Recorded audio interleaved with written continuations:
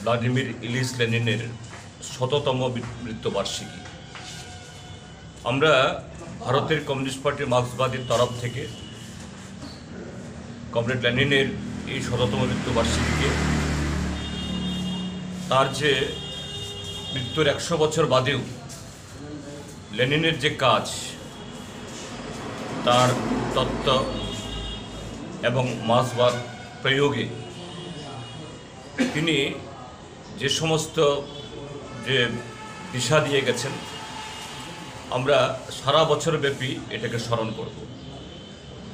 এটা এই কারণেই 1848-এ সেই কমিউনিস্ট ম্যানিফেস্টো প্রকাশিত হওয়ার পর যে এই সমাজ ব্যবস্থা এটাকে ভেঙে একটা শোষণহীন সমাজ তৈরি করার জন্য মার্ক্স এবং এঙ্গেলস যে মতবাদ বা যে বীজের অঙ্কুরোদ্গম ঘটিয়েছিলেন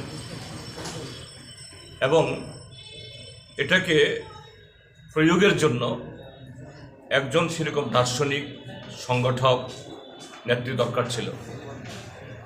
কমরেড লেনিন এই মার্ক্সবাদকে সোভিয়েতের মাটিতে, তখনকার সময়ে সোভিয়েতের এই ইউরোপের সবচেয়ে পশ্চাৎপদ এলাকা, মার্ক্স এবং লেনিনও এই মার্ক্স এবং এঙ্গেলসও তার জীবদ্দশায় তারা ভেবেছিলেন যে পৃথিবীতে প্রথম সমাজতান্ত্রিক সমাজ ব্যবস্থা হয়তোবা কোনো উন্নত ধনতান্ত্রিক দেশে হবে, কিন্তু লেনিন এই অনুন্নত ইউরোপের সে রাশিয়াতে তার প্রয়োগ করে দেখিয়েছেন এবং সমাজতন্ত্র এটা ৭.৫ দশক ধরে সারা পৃথিবীর বুকে একটা বিকল্প কর্মসূচির মধ্য দিয়ে সব দিক থেকে একটা সেরা মানব উন্নয়নের একটা কর্মসূচি হিসাবে প্রতিষ্ঠিত করেছে।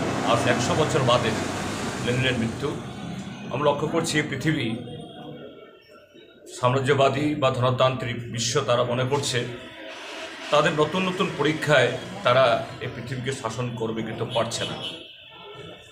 এই সময়তে আমরা দেখি যে সমাজতান্ত্রিক চীন, কিউবা, ভিয়েতনাম সমস্ত ধরনের আক্রমণ সত্ত্বেও সব কিছুকে মোকাবেলা করে বর্তমান সময়ে জটিল পৃথিবীতে সারা পৃথিবীকে পথ দেখাচ্ছে। কাজে আমরা মনে করি যে কমরেড লেনিনের মৃত্যুর ১০০ বছর বাদেও তিনি সমান প্রাসঙ্গিক এবং সেই পথ ধরেই আগামী দিন এই পৃথিবীতে মুক্তি আসবে, মানব মুক্তি ঘটবে।